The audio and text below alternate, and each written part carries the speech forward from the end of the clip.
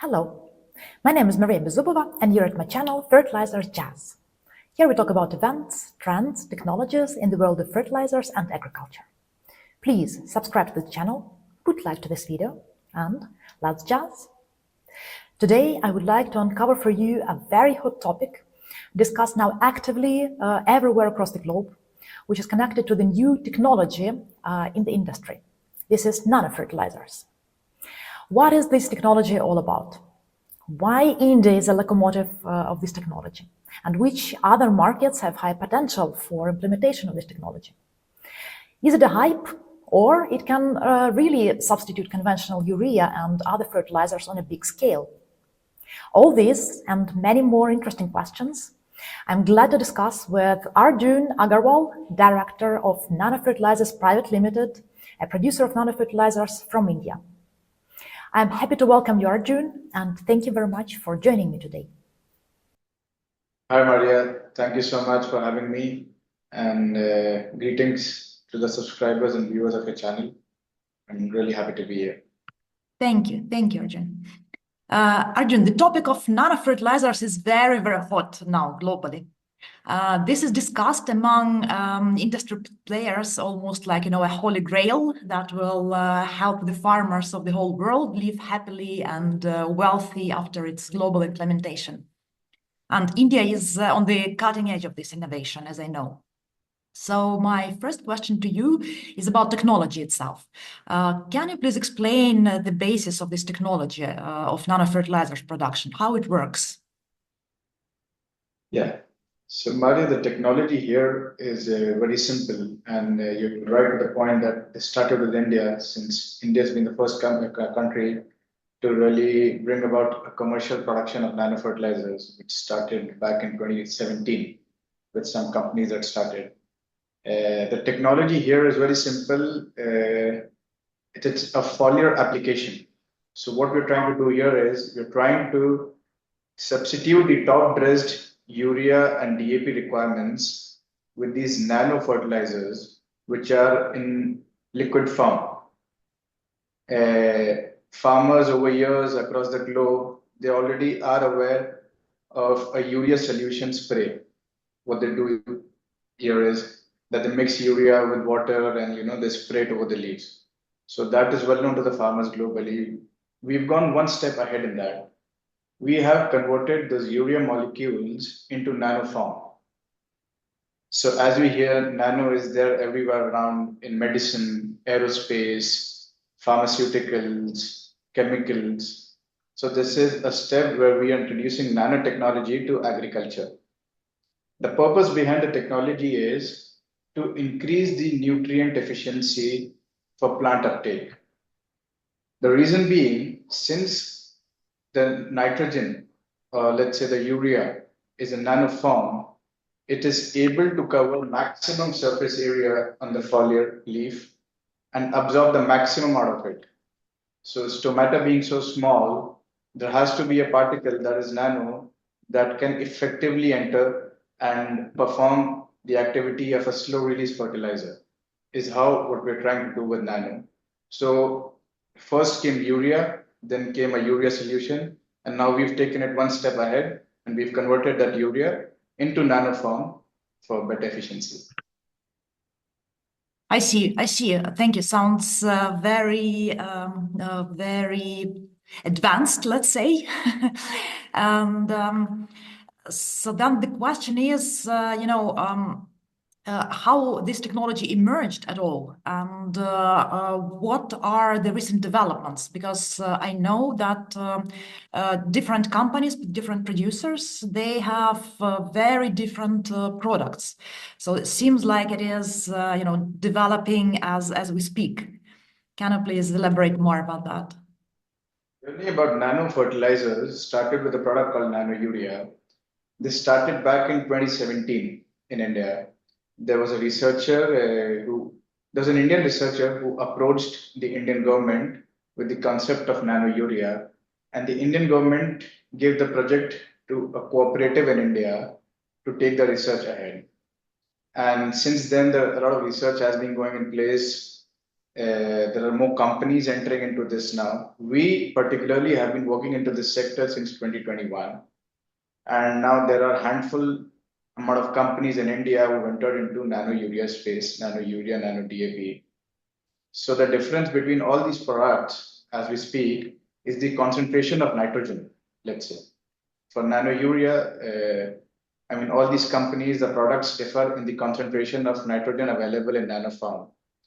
So there are some companies producing 12% nitrogen of nano urea, some are producing 20%.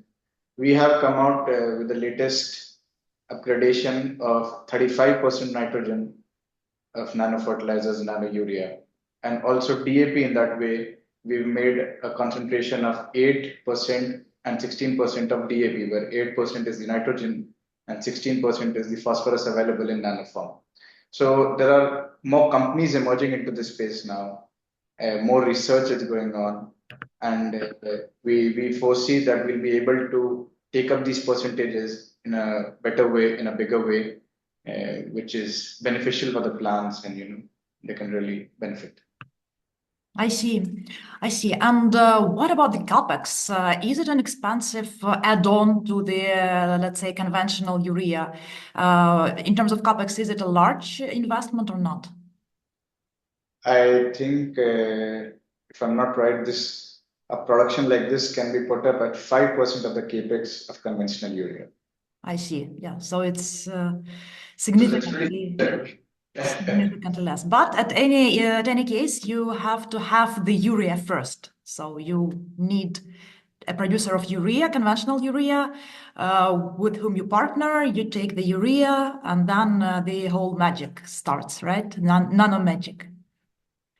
But we're using very little of the technical grade to be able to produce something and that can replace a bag. So, very little. Nano means very little. I see. I see. Of course, there are many aspects that we can look into in order to compare effectiveness of any new product, not only nano urea, but any new product versus the conventional product. So if we look at specifically nano urea, what are the key advantages of this product versus urea, which is known for already almost 100 years, sorry. Maybe let's start with agronomical effect. As per your experience, and I know that your company has made a lot of field tests already. So what is this difference that nano urea brings? I'll tell you the benefits of nano urea over conventional urea. There can be many. For a country like India, how this actually came into place was that in India, urea is a highly subsidized commodity for the farmer, and the subsidy is taken up by the government of India in order to supply these nutrients at a cheaper price to the farmers. Here in India, we usually spend about 55,000 crore of subsidy to be able to give that urea out to the farmer at an economical price, right? So, as what I was told earlier, it takes 2600 INR or 2500 to 2600 INR to produce one bag of 50 kg urea, right? The Indian government subsidizes it by 90% and gives it to the farmer at 268 rupees, 268 INR. So that's a lot of subsidy gap that is incurred by the Indian government. Whereas in nano urea, the cost of production is quite less than the selling price of 268. So with introduction of a fertilizer like this, a country like India, or let's say many other countries who give out subsidies, can really save a lot of money on the subsidy bill. Second is, since urea is highly dependent on natural gas availability, the conventional urea, here we are not taking up any natural gas in a direct way. And whatever natural gas indirectly we are consuming in form of urea is way, way, way lesser than what we do at synthesis of nano urea. Third, 2.5% of world's electricity production goes into making urea. Whereas in case of nano urea, it might not be even 1% if you're able to replace, right? So these are some macro benefits that I was able to list down. Now, speaking from a farmer's standpoint, Obviously, a farmer to carry a 50 kg bag versus a 500 ml bottle, logistically, it makes more sense for a product like nano urea. Also, global studies have shown that 70% of urea or fertilizer does not even reach where it has to when it is applied on soil broadcast. So 30% effectively the plant is able to uptake. Wherein a product like nano urea, which is a 100% foliar application, the plant shall uptake till about 99% of whatever you spray.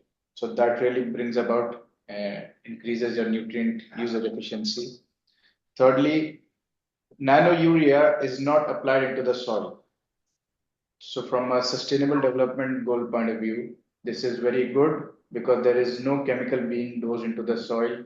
So no urea will go into the soil, no ammonia gas will be released, and there will be lesser leaching of urea, and there will be a better water table quality altogether. These are some benefits of nano urea. And from a bioefficacy point of view, if you see, we found some very promising results of applying nano urea over urea. We are on an average able to see a 20% yield increase in the plants which have been top dressed with nano urea as compared to urea.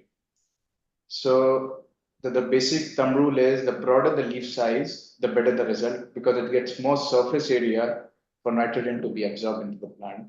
Even with the slimmest and the thinnest of the leaf size, like wheat, rice, we've seen promising results where we've seen 10% yield increase. So I think bioefficacy and the field trials are very promising. Also, there's been a toxicology trial and that's been done over international standards and that have found nano urea to be a super safe this thing. I mean, there's no toxicology for the aquatic life or so the flora fauna for the humans. So it's a completely safe chemical into nano and is better performing for the plants. I see. Thank you very much. You already touched on that. So India, as we discussed, is the first, like the pioneer in this field, both in terms of production and also, as I understand, in terms of demand. You mentioned why, one of the reasons why, because India has to save significant amount of finances that is currently used for subsidies.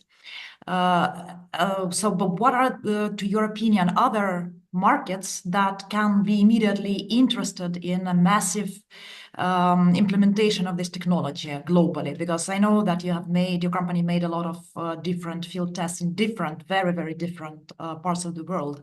So what is your view on that? Who is the next, let's say, pioneer for the technology to be applied?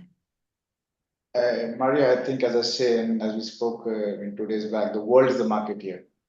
Because I don't see there's any cultivation across the globe that is happening without urea. All the countries, be it South America, be it Ukraine, be it Baltic nations, Nordic, Europe, I think urea is so universal. We're so surrounded with urea that wherever there's urea, we can see it as a market for nano urea. I see South America as to be a very big market for nano urea. I see African region as a very big market for nano urea. And I mean, the market is huge. I mean, even for the countries who really have natural gas abundance, like the Gulf countries, and let's say, even they can see it as a solution where they can actually triple or make their urea production go 4 times with the introduction of nano urea, right? So I mean, with lesser urea, I mean, they can use less of their technical grade urea to produce more nano urea, which can actually cater more audiences at a cost-effective manner. So I think market is huge, the potential is huge. It's just a matter of acceptance. I think the acceptance in India is growing with every passing day for nano urea, and I think this shall spread all across the globe. We've done some very successful trials in South Africa, America, Canada, and the trials have been so promising. And this does not really matter with changing soils because this is a completely foliar application. So it does not matter what kind of soil you are in or what's the pH of the soil. It doesn't matter since it's a foliar spray, so you really don't have to put your brains there. that will this work or not. Since there is leaf, there is sunlight, and there's nano urea, you can go ahead and apply it. Yeah, indeed, looks like that. You already mentioned that every new product, not only nano urea, every new product that is introduced in the market needs, some introduction, some marketing efforts, larger or smaller, depending on the effectiveness of the product itself. But still, it's a marketing work that needs to be done.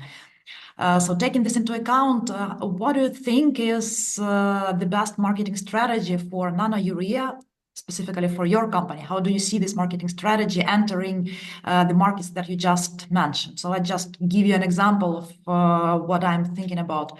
So maybe partnering with some large importers, distributors in the market will help because they will be able to support you with the marketing efforts. Or otherwise, partner with, for example, companies like producers that don't have maybe urea in their portfolio. They're focused on some other products. So what is your view? What can be the best marketing strategy for nano urea globally? Yes, your point is well taken.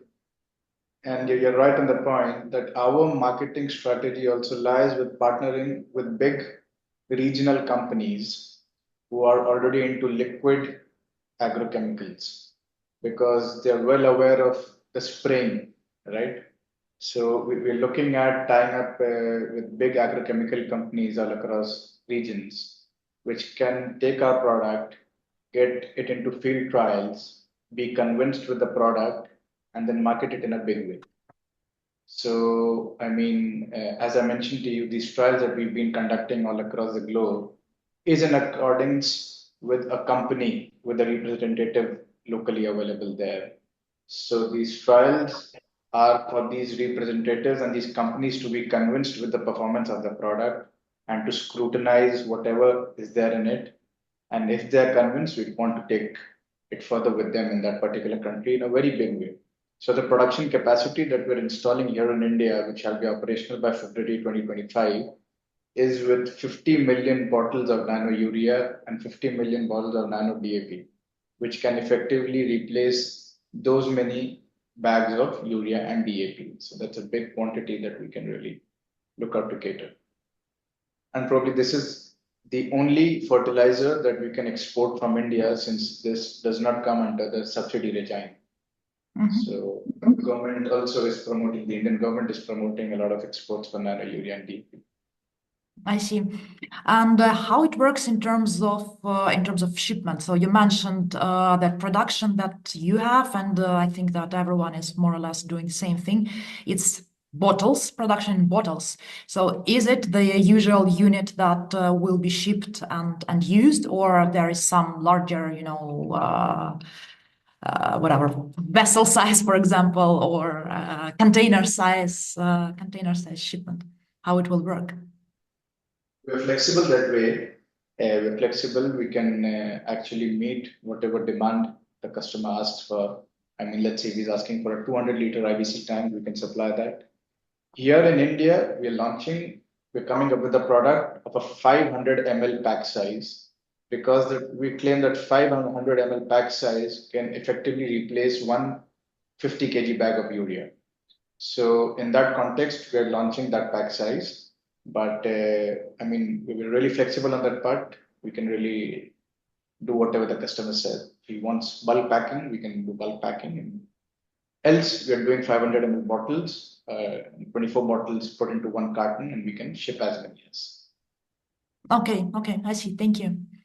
How do you think, how quickly this technology can become really massive so that, we will see actual conversion from conventional urea to nano on large scale, in large markets and on large scale? How feasible is that to do it quickly? I think it's very easy, Maria. It's very easy because, these kind of plants do not take a lot of time to be installed, right? So if let's say we were exporting nano urea and we're able to get some good demand out of a particular region, it is a 6 months deal for me to go there and install another plant.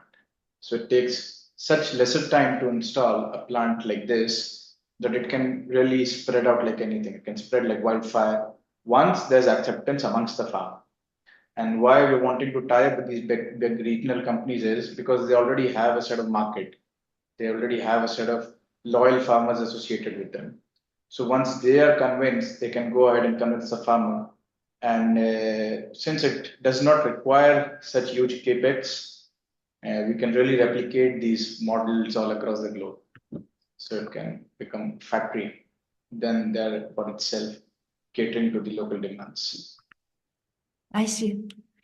Thank you very much, Arjun, for this insightful discussion. And I will be more than glad to see you further on this channel to describe the developments with your project, with Nano Urea in general, because I think this topic will be hot for many years now. So I wish you all the best. I wish all the best to Nano Fertilizers as a company and to you personally, and to spread the innovation to the whole globe as soon as possible. Thank you so much, Maria, for having me and understanding the importance of nano fertilizers in coming day. And really thankful for you to have me here. And I'll be looking forward to associating with Fertilizers Jazz in future. Thank you. Thank you for watching. As usually, I will leave all credentials of Arjun and Nano Fertilizers Private Limited in the comments. Please let me know in the comments which other questions related to nanofertilizers you would like to uncover, and I will be more than glad to discuss them again with Arjun. Please subscribe to the channel, put like to this video, and see you soon.